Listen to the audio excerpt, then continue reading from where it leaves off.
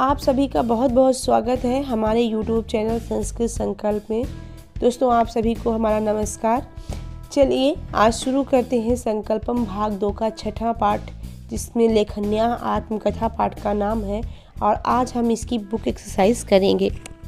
तो चलिए शुरू करते हैं। दोस्तों, आगे बढ़ने से पहले अगर आपने हमारा चैनल सब्सक्राइब नहीं किया है तो प्लीज़ चैनल को सब्सक्राइब अवश्य कर लें, ताकि इसी तरह आपको वीडियो की नोटिफिकेशन मिलती रहे।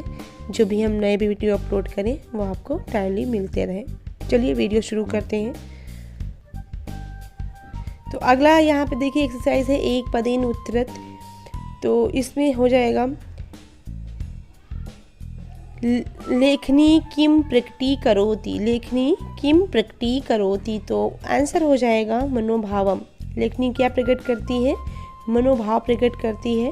दूसरा क्वेश्चन है काम बिना विद्वांसा पराजिता भवंत। किसके बिना विद्वान भी पराजित होते हैं? तो लेखन्या बिना। तो वन वर्ड आंसर है, इसीलिए हमने यहाँ पे वन वर्ड लिखा हुआ है। अगला है पुरा लेखनी कस्य आसीत्। पुरा यानी पहले लेखनी किसकी होती थी, किस चीज़ की होती थी? तो काष्ठस्य यानी काठ की, लकड़ी की बनती थी। कि माम पूजयंती, कौन मेरे द्वारा पूजे जाते हैं? कौन मुझको पूछते हैं? तो कौन पूछता है? पंडिता, पंडित मुझको पूछते हैं। अगले एक्सरसाइज है उत्तर पुस्तिका में उत्तर लिखिए। तो पहला क्वेश्चन है लेखनी किम दृष्ट्वा कर्गदेशु लिखति। लेखनी क्या देखकर कागज पर लिखती है? तो उत्तर हो जाएगा लेखनी भूतम वर्तमानम भविष्यम च दृष्ट्वा कर्गदेशु लिखति। लेखनी भूत, वर्तमान और भविष्य को देखकर कागज पर लिखती है। अगला क्वेश्चन है कदा लेखन्याः अपि पूजा भवति। कब लेखनी की भी पूजा होती है? तो उत्तर हो जाएगा यदा बालः विद्यारंभम करोति तथा पुस्तिकया सह लेखन्याः अपि पूजा भवति। यानी जब बालक विद्यारंभ करता है तब पुस्तिका के साथ लेखनी की भी पूजा होती है। चलिए अगली एक्सरसाइज, अगला क्वेश्चन देखते हैं। न्यायाधीशा कदा लेखनीम त्रोटयत। न्यायाधीश लेखनी को कब तोड़ देता है? तो उत्तर हो जाएगा न्यायालये यदा न्यायाधीशा अपराधिनं मृत्युदंडं श्रावयति तदा पत्रे स्वहस्ताक्षरं कृत्वा माम त्रोटयति। यानी न्यायालय में जब न्यायाधीश अपराधियों को मृत्यु दंड सुनाता है तब वह पत्र पर अपने हस्ताक्षर करके मुझको तोड़ता है। अगला है वयम लेखनीम प्रति कीदृशं व्यवहारम न कुर्याम। हम सबको लेखनी के प्रति कैसा व्यवहार नहीं करना चाहिए? तो वयम लेखनीम प्रति अनुचितम व्यवहारम न कुर्याम। हम सभी को लेखनी के प्रति अनुचित व्यवहार नहीं करना चाहिए। तो इस तरीके से ये एक्सरसाइज नंबर 2 हो गई। अगर आपको कुछ डाउट हो, कुछ भी हो, तो कमेंट बॉक्स में कमेंट करके पूछ सकते हैं। अगला स्थूल पदों के आधार पर प्रश्न निर्माण कीजिए।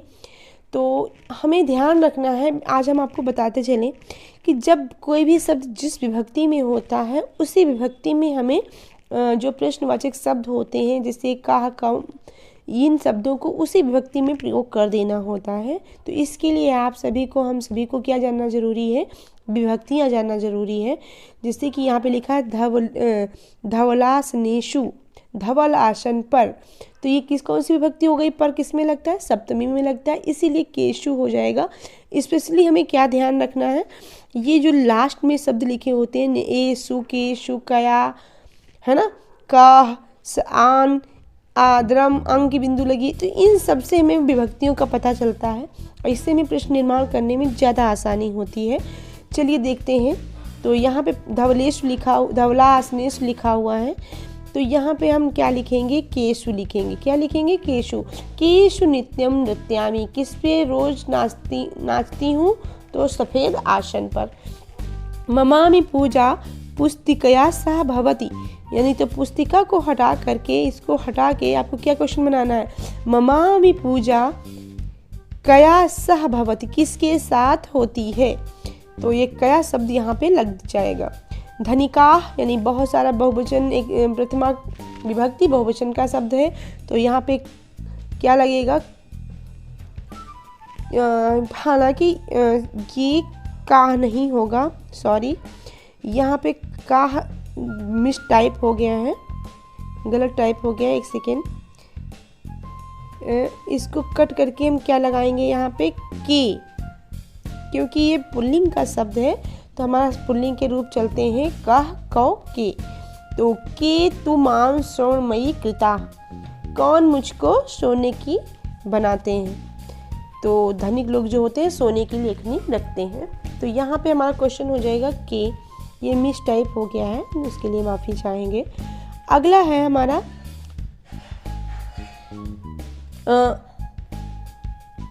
अहम सर्वान प्रार्थयामि, अहम सर्वान प्रार्थयामि। तो सर्वान की जगह पे क्या लिखेंगे हम, कान लिख देंगे, सर्वान को हटा देंगे। अहम अपि तुभ्यम आदरम दास्यामि, तो यहाँ पे आदरम की जगह पे क्या हो जाएगा, किम, अहम अपि तुभ्यम किम दास्यामि।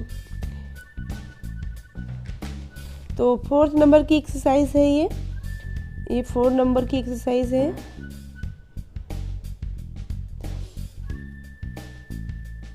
निम्नलिखित वाक्यों को पाठ के अनुसार शुद्ध करिए।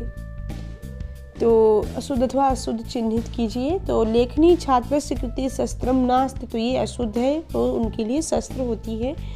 तो अशुद्धम शब्द लिख दिया है हमने सामने, आप भी अशुद्ध लिख दीजिए। माता जातकस्य समीपे लेखन्या स्थापना करो, तो ये शुद्ध है। फिर विद्वांसा आप श्लोकान रचयन्ति, तो विद्वांस भी श्लोक रचते हैं, इट इज आल्सो शुद्ध। दीपावली रात्रियों लेखन्या पूजा न भवत, तो यह शुद्ध है क्योंकि उसकी पूजा होती है। मम अनादरम सदा करोतु, तो ये भी अशुद्ध है, लेखनी कहती है कि मम आदरम सदा करोतु, न कि अनादरम। तो एक्सरसाइज ये कंप्लीट होती है। अगली एक्सरसाइज है हमारी, निम्नलिखित पदों को लिंग के अनुसार वर्गीकृत कीजिए।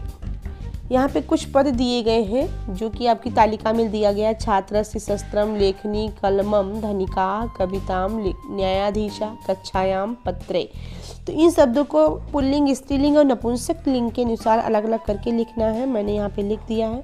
तो छात्रा, छात्र से षष्ठी विभक्ति का रूप है, धनिका प्रथमा बहुवचन का रूप है और न्यायाधीशा प्रथमा एकवचन का रूप है। और तीनों शब्द क्या है, पुल्लिंग है। अगला है स्त्रीलिंग में लेखनी, कविता, कक्षायाम, ये सारे शब्द किस में है, ये स्त्रीलिंग में रहेंगे। अगला शस्त्रम, पत्रे और कलमम, ये तीनों शब्द नपुंसक लिंग के हैं और ये नपुंसक लिंग के अंतर्गत आप इनको लिखेंगे। तो चलिए इस तरीके से आप अपनी बुक में फिल कर सकते हैं। अगला है अस्मद सर्वनाम के उचित रूप से रिक्त स्थानों को पूरा करिए। तो यहाँ पे एक पैराग्राफ है पूरा, इसमें मैंने ऑलरेडी फिल करके दिया है, तो इसको कंप्लीट करते हैं। यहाँ पे देखिए पहले में फिल होगा अहम, क्या फिल होगा, अहम, माम, मया, मह्यम, मत, मम, मई। पूरे शब्द रूप इस तरह से आप फिल कर लेंगे अपनी बुक में। ज़्यादा वीडियो बड़ा हो रहा है इसलिए हम इसको पूरा एक्सप्लेन नहीं कर रहे हैं। चलिए, धन्यवाद एवरीवन, सभी को बहुत बहुत धन्यवाद। अगर आपको कुछ चाहिए, अगर आप कुछ और पूछना चाहते हैं या आपको ये पहला समझ में नहीं आया तो आप मुझे कमेंट बॉक्स में कमेंट करके बता सकते हैं। दोस्तों, अगर आपको पसंद भी आया हो तभी आप कमेंट करके बताइए, अच्छा लगा, बुरा लगा, ताकि और भी हम जो मेरी गलतियां रह गई हैं उनमें और सुधार कर सकें और मोटिवेट होते रहते हैं। अगर आप लोगों के कमेंट्स आते हैं तो अच्छा लगता है, खुशी मिलती है। तो हम चाहेंगे आप कमेंट करके ज़रूर बताएं वीडियो कैसा लगा। Thank you everyone.